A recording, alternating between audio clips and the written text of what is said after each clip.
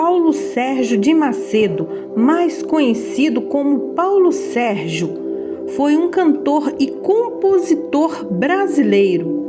Teve uma morte prematura aos 36 anos, em decorrência de um derrame cerebral.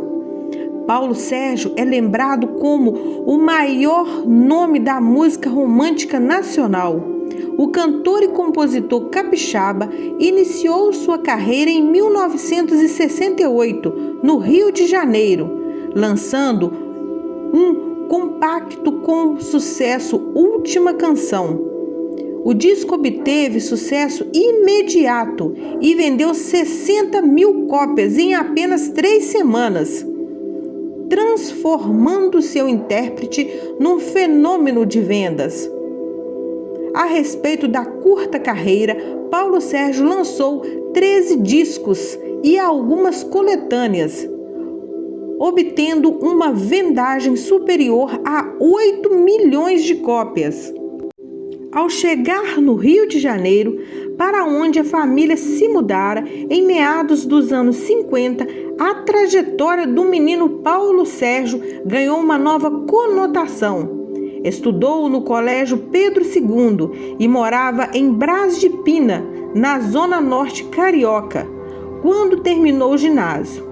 Aos 15 anos foi trabalhar em uma loja no bairro Bom Sucesso. Coincidência ou não, era uma loja de disco de eletrodomésticos, chamada Casa Rei da Voz.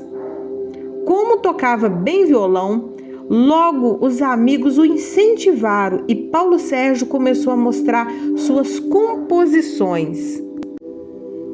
Os anos 60 sacudiam a juventude e Paulo Sérgio fez seu batismo no programa Hoje é Dia de Rock, comandado por Jair de Traumaturgo, o mais badalado entre os jovens do Rio. Posteriormente, passaria ainda por muitos outros problemas,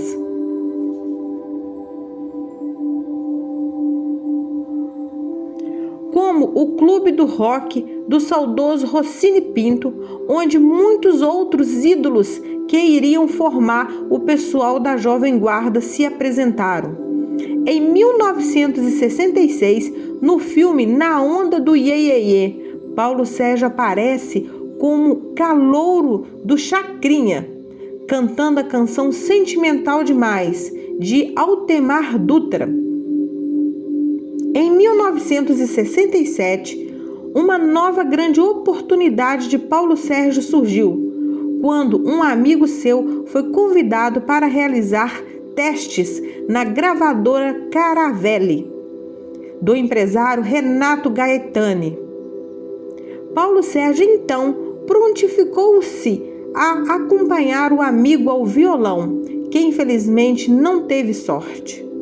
Porém, durante o teste, Álvaro Menezes, integrante do conjunto Os Selvagens, que era responsável por descobrir novos talentos da Jovem Guarda para a gravadora Caravelli, constatou que Paulo Sérgio também cantava e manifestou interesse em ouvir algumas de suas composições. Do sucesso inicial vieram propostas para que Paulo Sérgio ingressasse numa grande gravadora. Em 1972, este assinaria um vultuoso contrato com a Copacabana, o qual, em razão das cifras envolvidas, foi considerado o maior acontecimento artístico daquele ano. Em março de 1972, Paulo Sérgio contraiu matrimônio com Raquel Teles Eugênio de Macedo, a qual conhecera casual e sugestivamente num pequeno acidente de trânsito. O casamento aconteceu secretamente, numa cerimônia simples em Castilho, pequena cidade do interior de São Paulo.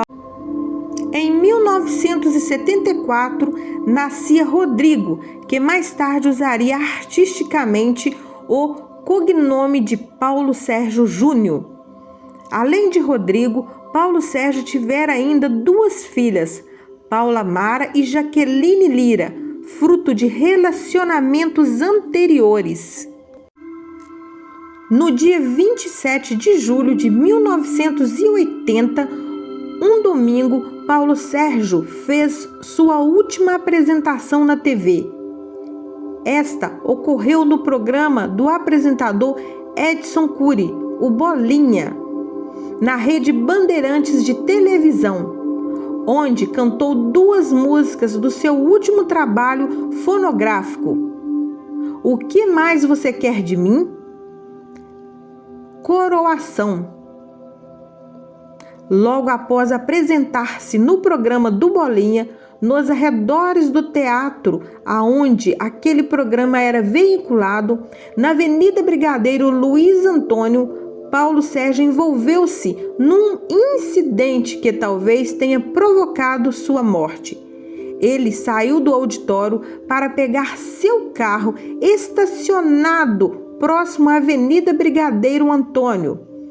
Várias fãs o cercaram.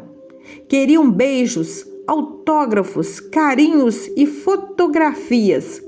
Uma delas agressivamente começou a comentar fatos relacionados à vida íntima do cantor e sua mulher, Raquel Teles Eugênio de Macedo.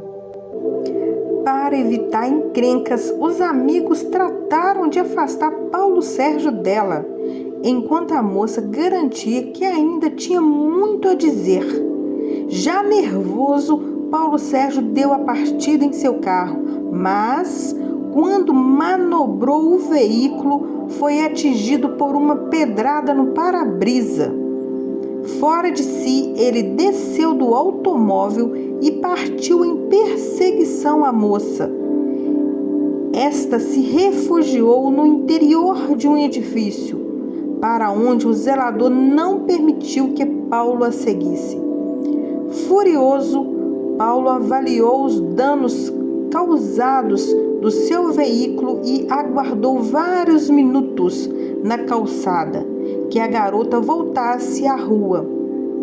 Seus acompanhantes procuraram acalmá-lo. Ele ainda teria de cumprir 3 apresentações antes que o domingo terminasse.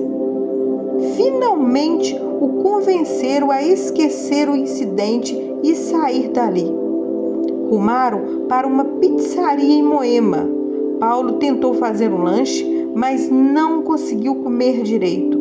Tinha muita dor de cabeça e nenhum apetite. Paulo Sérgio foi levado ao hospital de Piranitinga. O diagnóstico foi rápido e assustador. Paulo Sérgio tivera um derrame cerebral. Após as primeiras providências clínicas, Paulo Sérgio foi internado na unidade de terapia intensiva. Teve início assim uma desesperada batalha pela sobrevivência. Amigos e parentes foram alertados. Apesar de preocupados, todos, tanto os familiares como fãs e equipe médica, estavam confiantes até aquele momento. Afinal, ele era um homem forte e sadio. O otimismo já cedia lugar a um certo desespero. Afora, os familiares, ninguém mais naquele momento tinha autorização para entrar na UTI, onde ele se encontrava. No hospital, a Virgília permanecia contínua, mas uma noite e o estado de saúde de Paulo Sérgio, ao invés de melhorar, se agravou. Apesar de todo esforço feito, às 14h30 de terça-feira, 29 de julho, já não havia a menor possibilidade de melhora. O cantor Paulo Sérgio estava praticamente sem vida. Apenas com aparelhos mantinha sua respiração e seus batimentos cardíacos. Às 20h30 foi anunciado o fim de uma longa e dolorosa agonia. Apesar de todo esforço feito para salvá-lo, Paulo Sérgio estava morto. Durante a madrugada e a manhã seguinte, o corpo do cantor ficou exposto para visitação no velório do cemitério de Vila Mariana, em São Paulo. Atendendo ao pedido dos pais de Paulo Sérgio, o seu corpo foi sepultado no Rio de Janeiro, na capital carioca. O velório ocorreu no cemitério de Caju.